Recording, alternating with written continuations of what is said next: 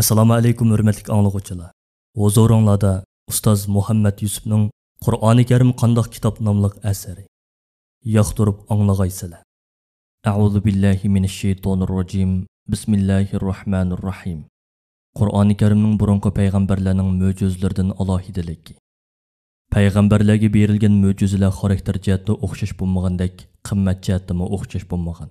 Masalan, Muhammad alayhissalomdan boshqa butun payg'ambarlarning mo'jizalari hissiy mo'jizalardan bo'lib, shu vaqtda uni ko'rganlar qoyil bo'lib ishonadigan, uni ko'rmagan keyingilar uchun tarix yoki qissa o'rinda bo'lib qolganlikdan xohlaganlar ishonib, xohlaganlar ishonmaydigan ishlardir. Ammo Muhammad alayhissalomning mo'jizasi bo'lgan Qur'oni Karim zamonlarning o'tishi bilan kuchini yo'qotmaydigan mangulik aqliy mo'jizadir. Qur'oni Karim hammaliyada bor. Uni har kim, har vaqtda mana bu Muhammad alayhissalomning mo'jizasi deb ko'rsatib bera oladi. Ilgirki payg'ambarlarning mo'jizalariga nazar solganimizda, bu mo'jizalarning Alloh taoloning shu vaqtda ro'yobga chiqargan ish harakatlar ekanligini, Qur'oni Karimning Alloh taoloning sifatlaridan bir sifat ekanligini bayqaymiz. Ish harakat bir yoki bir qancha qitim takrorlanib oxirlashadi. Bu xuddi o't Ibrohim alayhissalom tashlangan vaqtda uni ko'ydirmagan bo'lsa-mu, keyin yana o'zining asli xususiyatiga qaytqaniga. Musa alayhissalom o'tganda yerilgan dengiz suyuning keyin yana asli xususiyatiga qaytqaniga o'xshash. Ammo sifat uning egisi davom qilgan muddatgacha uning bilan hamisha birga davom qiladi. Bu xuddi Alloh taoloning so'zlash sifatining uning bilan manguga davom qilganiga o'xshash. Chunki ish harakat Alloh taoloning fe'ili, ammo kalom uning doimiy sifatidir. Qur'oni Karimning burunqi payg'ambarlarning mo'jizalaridan farqlanib turadigan yana bir tarafi shuki, har qanday bir payg'ambarning mo'jizasi ayrim va dasturi ayrim edi.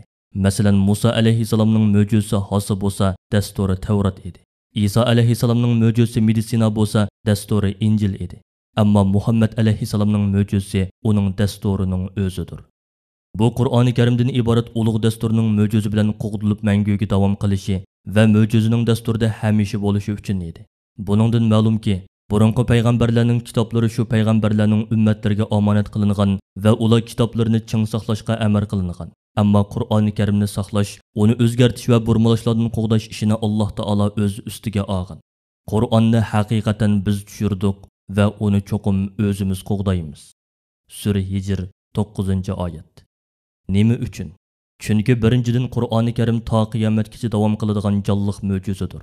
U mo'jiza bo'lgan ekan, uning tekstlari o'z beticha davom qilishi kerak. Undaq bo'lmaganda uning mo'jizaligi yo'qolgan bo'ladi.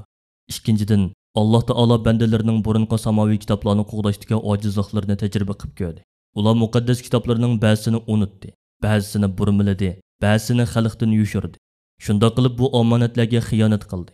Shu sababdan Alloh taolo Qur'oni Karimdan iborat eng oxirgi va mangulik dasturini qo'g'dash ishini o'z ustiga olgan. Qur'oni Karimni Alloh taolo o'zi saqlab kelmoqda.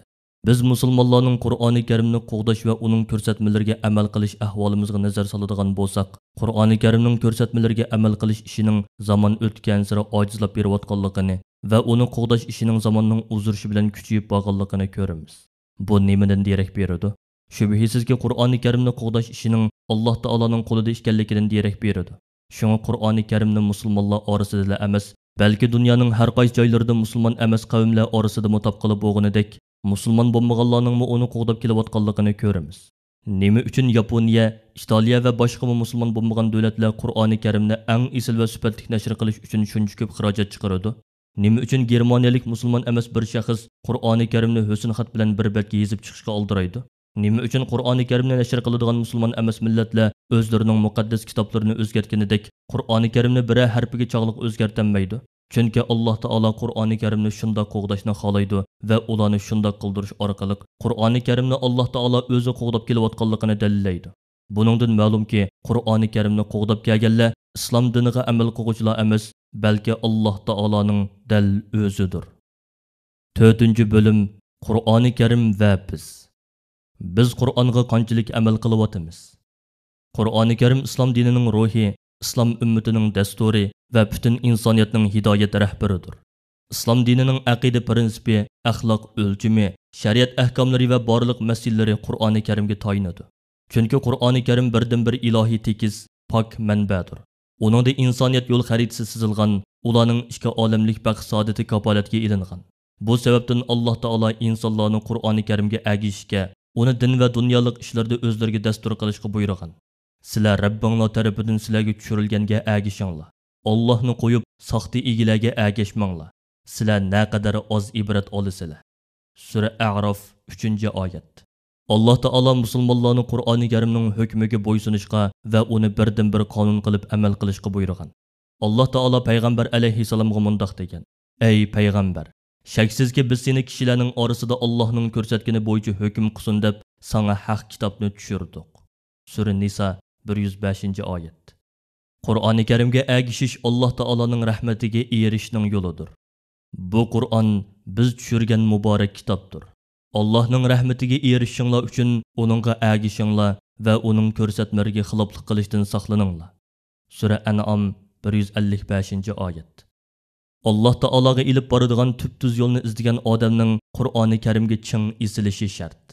Alloh taolo bu haqiqatni e'lon qilib mundoq degan: "Bu Qur'on butun olamlar uchun, bo'libmi sizlarning oranglardagi to'g'ri yo'lda bo'lishni xohlaydiganlar uchun faqatli o'gitdir." Sura Takvir 27-28-oyat. Qur'oni Karim shundoq bir nurliq mash'alki, uning orqasidan manganlarning yo'lini yo'ritadi. Qalblardagi shak shubhalarni va qorong'uliklarni yo'q qilib tashlaydi. Alloh taolo bu vaqtda mundoq degan: "Haqiqatan sizlarga Allohdan bir nur va ro'shan bir kitob keldi. Alloh shu kitob orqali roziligini izlaganlarni nijotlik yo'llariga yetaklaydi. Alloh o'z irodasi bo'yicha ularni kufrning qorong'uliklaridan iymonning nuriga chiqaradi va ularni to'g'ri yo'lga yetaklaydi." Sura Moida 15-16-oyatlar. Qur'oni Karim bilan har kim Alloh taologa boradigan yo'lni topa oladi. Bu Rabbinglardan kelgan, qalb ko'zlarni ochadigan bayonlardir. Mu'minlar uchun hidoyat va rahmatdir. Sura A'rof 203-oyat. Qur'oni Karimning ko'rsatmasi bo'yicha yurgan odam Siratul Mustaqimning o'zida mangan bo'ladi. Ey insonlar, sizlarga Rabbinglar tarafidan keskin dalil keldi. Sizlarga ochiq nur Qur'onni tushirdik. Sura Nisa 174-oyat. Shundoq, Qur'oni Karim eng ishonchli va eng mohir yo'lboshchi bo'lib, uningga agashganlarni eng qisqa vaqt ichida eng oz tirishchanlik bilan Alloh taologa ib boradi. Bizning sana ularga tilovat qilinayotgan kitobni tushirganligimiz yetmamdi. Shaksizki ishonadigan qavm uchun albatta uningda rahmat va ibrat bor. Sura Ankabut 51-oyat. Qur'oni Karimni qo'yib boshqa yo'llar bilan Alloh taologa yaqinlashimiz deguchilar ahmoqlardir. Chunki ular izlayotganlarning hammasi to'liqi bilan Qur'oni Karimda bor. Qur'on amal qilish uchun tushgan kitob. Alloh taolo Qur'oni Karimni uning o'qish qoidasiga rioya qilgan holda to'g'ri o'qib, ma'nosini to'g'ri tushunib, maqsad va g'oyalarini bilib, bizdan talab qilgani bo'yicha amal qilish uchun tushirgan. Sana bu muborak kitobni oyatlarini tafakkur qilsin va aql egalari vaz-nasihat olsin deb tushirdik. Sura Sot 29-oyat. Afsuski, musulmonlarning Qur'oni Karim bilan bo'lgan cho'ng aloqasi uni tilovat qilishdan iborat bo'lib qolgan. Ular Qur'oni Karimni uning ma'nosini tafakkur qilib, o'ylab, maqsadlarini tushunib amal qilishning vasilasi qilmasdan, balki uning tekstini tilovat qilishga kifoya qiladigan bo'lib qolgan. Ibn Mas'ud radhiyallohu anhu mundoq degan: Alloh Qur'onni uning ruhi bo'yicha amal qilish uchun tushirgan tursa, kishilar uni tilovat qilishni amal sanab oldi. Fuzayl ibn Iyoz mundoq degan: Qur'onni amal qilish uchun tushgan bo'lsa-mu, kishilar uni tilovat qilishni amal davogan. Musulmonlar Qur'onning lafzi bilan mashg'ul bo'lib kelib, uning ma'nosiga ahamiyat bermaganlikdan ular o'zlarining izzat obro'yining, kuch-quvvatining va qad ko'tarishining manbasidan mahrum qolgan.